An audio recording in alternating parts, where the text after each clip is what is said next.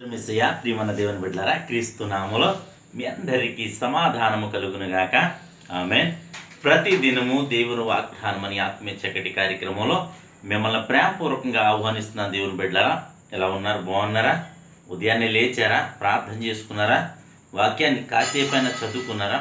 ఎందుకంటే యేసయ్యతో ప్రతి దినము మనం ప్రారంభించినప్పుడు దినం చాలా ప్రశాంతంగా, అలాగే అనేకమైన శ్రమలు, శోధనలు, ఇరుకులు ఈ దినాలు చూస్తుంటే చాలా చెడ్డవిగా ఉన్నాయి.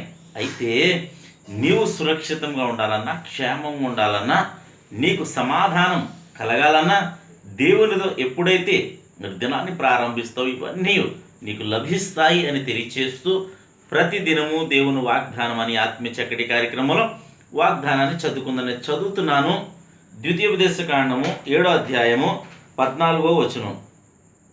సమస్త జనముల కంటే ఎక్కువగా నీవు ఆశీర్వదింపబడదువు.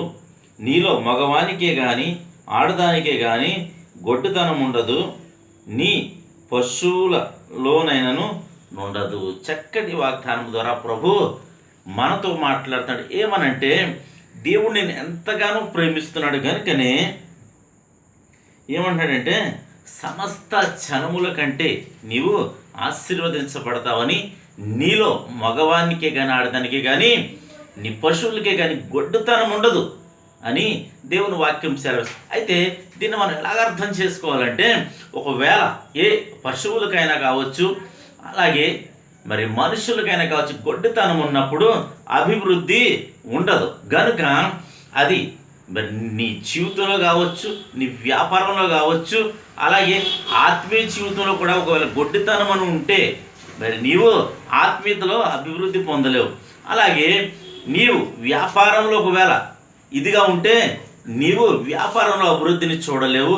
అలాగే భౌతికంగా గడ్డుతనం ఉంటే నీకు పిల్లలనే అభివృద్ధి ఉండదు. కనుక ఏ విధంగా చూసినా సరే నీలో కావచ్చు, స్త్రీలో కావచ్చు, పురుషుని, అలాగే జంతువుల్లో కావచ్చు, పశువుల్లో కావచ్చు, ఏ విషయంలో వ్యాపారంలో కావచ్చు, ఆత్మీయతలో కావచ్చు, విశ్వాసంలో కావచ్చు, నువ్వు దేని విషయంలో అన్నా సరే గొడ్డుతనముగా ఉంటే నీవు ఆశీర్వదించబడవు, అభివృద్ధి పొందవు. గనుక ప్రియమైన దేవుని బిడ్డలారా, దేవుడు నిన్ను ప్రేమిస్తూనే ఇస్తున్న వాగ్దానం అంటే నీవు అలా ఉండవు.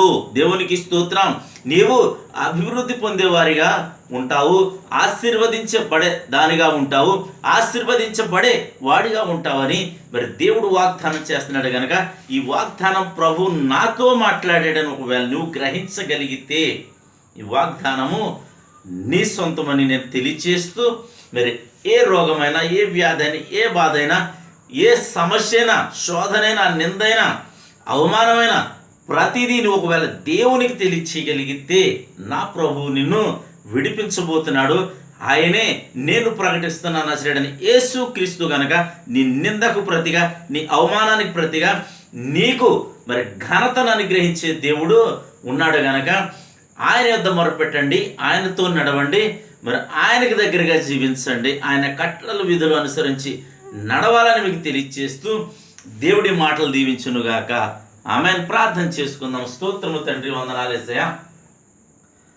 ప్రతి దినము దేవుని వాగ్దానం ఆత్మీయ చక్కటి కార్యక్రమం మీరు ఇస్తున్న వాగ్దానాన్ని బట్టి నాయన నీకు వందనాలు అయా. అభివృద్ధిని కోసం ఇస్తున్న వాగ్దానము నీకు వందనాలు. నువ్వు దీవిస్తానని, అభివృద్ధి పరుస్తానని, నీలో గొడ్డుతనం ఉండదని వాగ్దానం చేస్తున్న ప్రభా. నీ పశువుల్లో ఉండదని సెలవిస్తున్న ప్రభు. ఎంతమంది ప్రార్థనలో యూట్యూబ్ ద్వారా కావచ్చు, షేర్ చాట్ ద్వారా కావచ్చు, ఫేస్బుక్ ద్వారా కావచ్చు నా తండ్రి, ఏ విధము చేత నేను ప్రార్థనలోకి వస్తాను, అలాగే రోడ్డు మార్గంగా వెళ్తుంటే బోర్డు చదువుతున్నారు, వారందరి జీవితాల్లో నా ప్రభు నీ కృపనుంచమని, నీ దయనుంచమని, నీ వాగ్దానం వారి జీవితంలో నెరవేర్చమని ప్రార్థిస్తున్నాను. ఈ వాగ్దానమే కాదు, పరిశుద్ధ గ్రంథంలో ప్రతి వాగ్దానము ప్రభు మా కోసమే మీరు నేను సిద్ధపరిచి ఉన్నారు. కనుక నేను ప్రతి వాగ్దానాన్ని మా జీవితంలో నెరవేర్చమని, ప్రతి ఒక్కరిని ఆశీర్వదించమని, రోగులుంటే స్వస్థపరచమని ప్రార్థిస్తున్నాను తండ్రి. అలాగే ప్రభా ప్రతి ఒక్కరు ఆత్మీయతలో బలహీనంగా ఉంటే నన్ను ఆత్మీయతలో బలపరచమని ప్రార్థిస్తున్నాను తండ్రి. అలాగే ప్రభా మా గ్రామాన్ని, మా రాష్ట్రం, మా దేశాన్ని కాచి కాపాడమని, సరిహద్దుల్లో నెమ్మదిని దయచేయమని, ఇజ్రాయెల్ దేశాన్ని నాయన, యెరూషలేమును, అలాగే ప్రభా మణిపూర్ రాష్ట్రాన్ని నాయన ఆయా రాష్ట్రాల్లో ఎక్కడెక్కడైతే ప్రభా నీకు విరోధంగా ప్రభా అల్లర్లు జరుగుతూ ఉన్నాయో ప్రభా, గొడవలు జరుగుతూ ఉన్నాయో, చర్చిలు కూల్చివేయబడుతూ ఉన్నాయో ప్రభా, ప్రతి చోట నీ కృపనుంచమని సమాధానపరచమని, కూల్చివేయబడ్డ సంఘాలు మరలా చర్చిలు మరలా తిరిగి కట్టబడ్డ కృపను గ్రహించమని ప్రార్థిస్తున్నాను.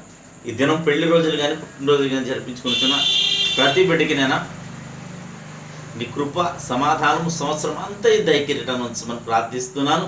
అలాగే తండ్రి, ఈ దినం నీ బిడ్డలు చేయు ప్రయాణాల్లో, ప్రయత్నాల్లో, రాకపోకల్లో సమస్తములో నా తండ్రి మీరే ఉండే మహిమ పొందమని యేసు నా పెట్టాడుచున్నాను పరమ తండ్రి, ఆమేన్. నేను నమ్ముతున్నాను ప్రియమంది నేను బిడ్డలారా, ప్రభువు మీతో మాట్లాడి మిమ్మల్ని బలపరిచారు గనుక ఈ వాగ్దానం మీకోసమని గ్రహించండి. మరి దయచేసి మీరు పొందుకున్న మేలు అనేక మందికి మీది విస్తరింప చేయనట్లు ఈ వాగ్దానాన్ని మీరు షేర్ చేయండి, ఛానల్ సబ్స్క్రైబ్ చేసుకోండి. అలాగే మీ ప్రార్థన అవసరత కామెంట్ రూపంలో తెలియచేయండి. దేవుడు నిన్ను నీ కుటుంబాన్ని దీవించును గాక. ఆమేన్.